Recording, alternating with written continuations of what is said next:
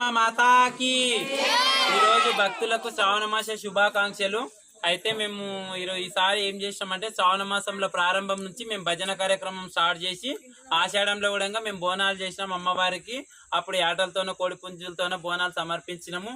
ఈ శ్రావణంలో ఏం చేసినామంటే మేము అందరం భక్తితో తల పదో పథకం వేసుకొని మేము ఈ విధంగా అమ్మవారికి తీపి బోనాలు అని చెప్పి ఓన్లీ అమ్మవారికి తీపి నైవేద్యాలతోన బూరెలు గర్జలు అలాంటివి అన్ని పిండి వంటలు చేసి అమ్మవారికి దోరణాలు కట్టి ఈ విధంగా ఇంటి నుంచి అందరం బోనాలు చేసి గల్లీలో మాది బతుకమ్మ మహిళా మండలి సమైక్యంగా ఉన్నాము అందరు ఇక్కడ.